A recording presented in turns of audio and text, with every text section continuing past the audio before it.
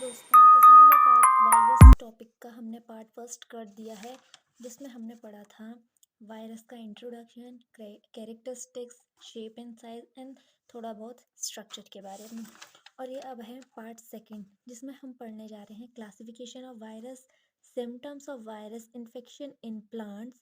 Plants में मतलब कौन से वायरस डिजीज़ कॉज करते हैं, और उसके बाद कौन कौन से कैरेक्टरिस्टिक्स या सिम्टम्स दिखते हैं हमें उस डिजीज़ के।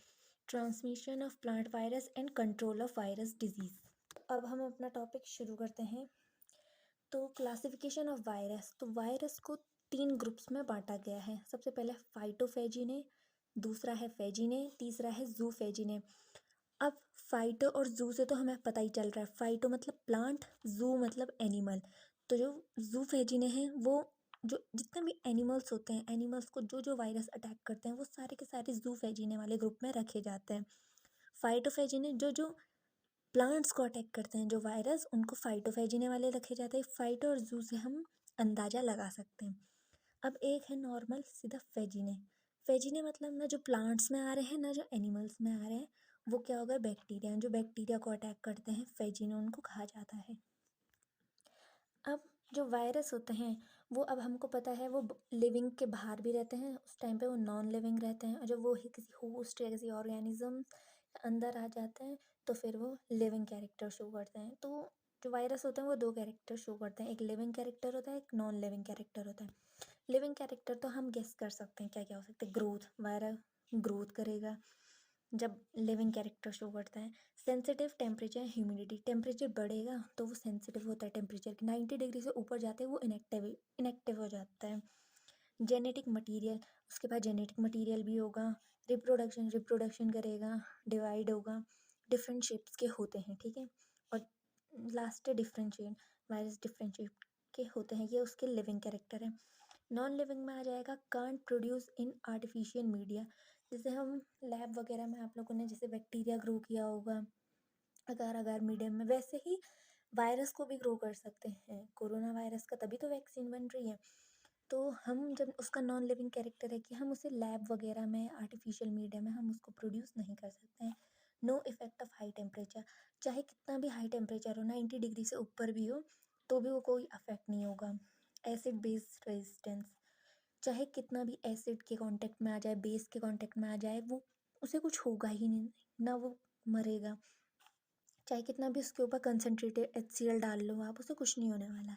क्रिस्टलाइजेशन पॉसिबल, वो क्रिस्टलाइज हो सकता है। जैसे आप लोगों ने देखा होगा बहुत सारी चीज़ें क्रिस्टलाइज की हुई रहती हैं जो लैब वगैरह में मिलती है हमें। और अनफेवरेबल कंडीशन में रह, चाहे कितना भी तूफान, बारिश, कितना भी टेम्परेचर हाई हो जाए, वेदर पूरा ख़राब हो जाए, उनको कुछ नहीं होगा। वो इस चीज़ के लिए रेजिस्टेंस रहते हैं पहले से। अब आता है symptoms of virus infection in plants. बहुत सारे वायरस हैं जो प्लांट्स में इन्फेक्शन करते हैं। जैसे वायरस जब किसी लिविंग के कांटेक्ट में आता है तो फिर उसके अंदर एंटर करता है, इन्फेक्शन कॉज करता है, फिर सिम्टम्स दिखते हैं।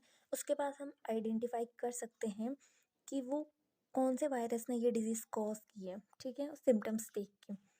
तो सबसे पहला आता है क्लोरोसिस। क्लोरोसिस क्या होता है? अब क्लोरोसिस तो बहुत लोग जानते हैं, क्लोरो से ही हमें पता चल रहा है कि क्लोरोफिल की बात होगी। यहाँ जब प्लांट में है तो प्लांट में ही तो क्लोरोफिल प्रेजेंट होता है। तो chlorophyll is damage in some point. जैसे लीफ है, लीफ क्या होती है, ग्रीन कलर की होती है। तो कहीं कहीं पे जो क्लोरोफिल रहता है, क्योंकि क्लोरोफिल भी ग्रीन ही होता है क्लोरोप्लास्ट की वजह से, तो कहीं कहीं पे जो लीफ होती है ग्रीन, वहाँ कहीं कहीं पे येलो येलो स्पॉट दिखाई देते हैं, तो वहाँ पे क्लोरोफिल डैमेज हो जाता है। ये एक क्लोरोसिस का सिम्टम्स है। लीफ बिकम मोज़ैक, लीफ मोड़ वगैरह जाती है, मोज़ैक हो जाती है।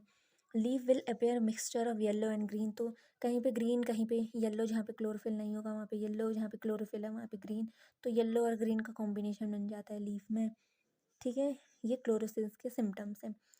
येलो के भी सिम्टम्स कुछ कुछ ऐसे ही हैं, येलो भी एक डिजीज़ होती है।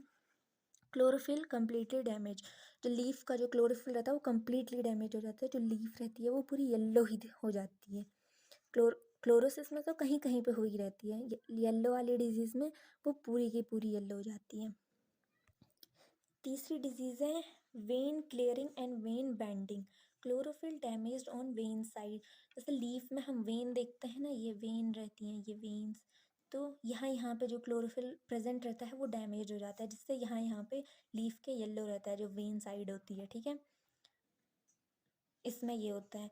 फिर आता है नेक्रोसिस। नेक्रोसिस तो ह्यूमंस में भी होती है। नेक्रोसिस एक डिजीज़ होती है जो ह्यूमंस में भी होती है और प्लांट्स में भी होती है।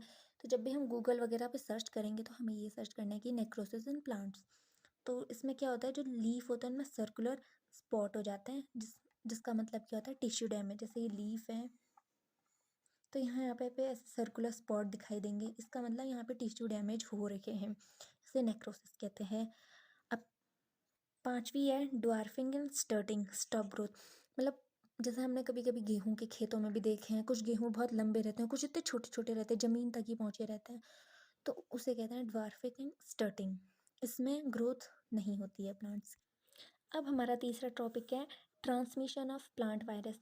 जो प्लांट वायरस रहते हैं वो कैसे कैसे ट्रांसमिट हो सकते हैं, कैसे कैसे एजेंट्स के थ्रू ट्रांसमिट हो सकते हैं। वायरस है, पहले प्लांट को इन्फेक्टिव करेगा, फिर हेल्दी प्लांट्स में भी एंटर करेगा। हमें पता है जैसे हमें ह्यूमंस में HIV वायरस इन्फेक्ट करता है, पहले वो किसी ह्यूमंस को होता है, फिर through blood transfusion, sexual intercourse और यूज निडल की वजह से, ये ऐसे करके HIV हम में फैल सकता है। तो वैसे ही प्लांट्स में भी जो इन्फेक्टिव प्लांट्स हैं उससे वायरस हेल्दी प्लांट्स में भी फैल सकता है। अब वो हमें पता करना है कैसे कैसे फैल सकता है। पहला है सीड्स से। अब सीड्स से कैसे फैलता है, जैसे जो कुकुरबिट्स और लेग्यूम सीड्स होते हैं, ये दो टाइप के सीड्स होते हैं, कुकुरबिट्स एंड लेग्यूम्स के सीड्स।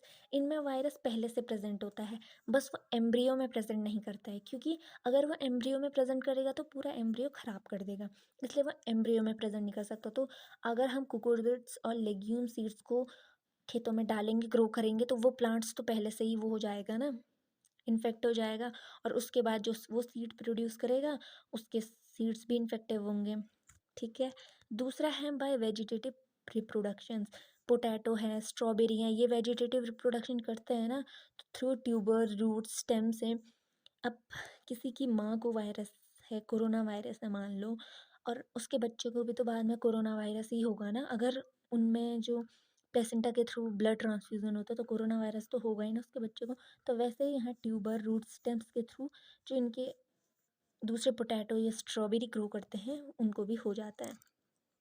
बाय कंटेमिनेटेड टूल्स, जैसे हम कोई टूल है काटने वगैरह का, हम खेतों में गए, टोबैको प्लांट को काट लिया, या शुगर केन या बहुत अदर प्लांट्स भी हो सकते हैं, उनको हमने काट लिया, उनमें वायरस था, मतलब वो इन्फेक्टिव थे, वो वायरस उस टूल पे वो होंगे, अटैच हो जाएंगे, और बाद में हम किसी और प्लांट को काट रहे हैं तो थ्रू वो वायरस दूसरे प्लांट्स में भी एंटर कर जाएंगे, ठीक है, समझ आ गया। चौथा है बाय सॉइल। बाय सॉइल कैसे हो सकते हैं, ये भी रूट से ही एंटर करते हैं, जैसे जो हमने टोबैक मोजैक वायरस या डिजीज़ सुनी है, जैसे मोजैक डिजीज़ ऑफ टोबैको, ये सॉइल के थ्रू फैलता है due to infection of plant debris. जो प्लांट्स रूट नोड्यूल्स होती हैं उसमें जो वायरस होते हैं वो एंटर कर जाते हैं और फिर उसके बाद डिजीज़ कॉज करते हैं। बाय रबिंग, जैसे कभी कभी ये देखो, due to when the crops are rub together and the epidemic hairs are broken due to the virus transmit. मान लो कोई डिजीज प्लांट्स है आसपास और हवा चल रही है और बगल पे नॉन इन्फेक्टिव भी हैं, नॉन इन्फेक्टिव प्लांट्स, हवा चली तो वो एक दूसरे पे ऐसे रब हुए, टकराए, तो जिनकी एपिडेमिस हेयर्स रहते हैं वो ब्रोक हो जाते हैं, और बगल वाले जो इन्फेक्टिव प्लांट है उसका वायरस दूसरे वाले नॉन इन्फेक्टिव प्लांट में एंटर कर जाता है। By touch tomato, tobacco. By touch में जैसे हमने कोई इन्फेक्टिव प्लांट या इन्फेक्टिव फ्रूट को या फिर प्लांट को छू लिया, उसके वायरस हम पे आ गए, और उसके बाद वो हमने किसी दूसरे प्लांट को छुआ तो वो उस पर भी फैल जाएंगे, उस हमारे थ्रू उससे फैल जाएंगे। By insects, sucking insect, aphids, white flies, vector insects. जैसे इंसेक्ट्स रहते हैं वो प्लांट्स के जो फ्रूट्स रहते हैं उनसे जूस सक करते हैं, तो जो प्लांट्स रहते हैं वो उनमें जो वायरस प्रेजेंट रहता है वो उन पर अटैच हो जाते हैं, फिर वो दूसरे प्लांट्स में जाते हैं और उसके बाद वो वायरस उनमें एंटर कर जाते हैं, सकिंग, या फिर वो कुछ मतलब जैसे सकिंग कर रहे हैं तो उनके सलाइवा के थ्रू वो वायरस फैल जाएंगे। जैसे हमने मलेरिया में भी पढ़ा था, आपने 12th में मलेरिया पढ़ा होगा, तो वैसे ही जैसे मच्छर हमारे ही ब्लड में दोबारा से इन्फेक्ट कर जाता है, ठीक है। और इसमें जो इंसेक्ट्स हैं उसमें क्या क्या है, अफिड्स हैं, वाइट फ्लाइज हैं, ये एक वेक्टर इंसेक्ट्स हैं, ठीक है। अब लास्ट पॉइंट है कंट्रोल ऑफ वायरस डिजीज़। हम वायरस डिजीज़ को कैसे कंट्रोल कर सकते हैं। सबसे पहले है डैमेज द इन्फेक्टिव प्लांट। जो जो हमें लग रहा है कि हाँ ये इन्फेक्टिव प्लांट है, उनमें पहले उनको लैब वगैरह में देखो कि इन्फेक्टिव है कि नहीं है, और बाद में उनको काट डालो या फिर उनको काट के फेंक दो, या कुछ भी जो कर सकते हैं वो कर दो, ठीक है। Damage the infective plant. दूसरा है डैमेज द ससेप्टिबल वीड्स। जो वीड्स होते हैं ना छोटे छोटे, या प्लांट्स छोटे छोटे रहते हैं या फिर जब बड़े हो जाते हैं तभी भी वीड्स प्रेजेंट रहते हैं, उनको हटा देना चाहिए। Kill the insects by DDT. जैसे प्लांट्स में जो इंसेक्ट्स पाए जाते हैं ना छोटे छोटे, वो भी एक वायरस को ट्रांसमिट करने का काम करते हैं, तो उनको हमें डीडीटी के थ्रू मार देना चाहिए।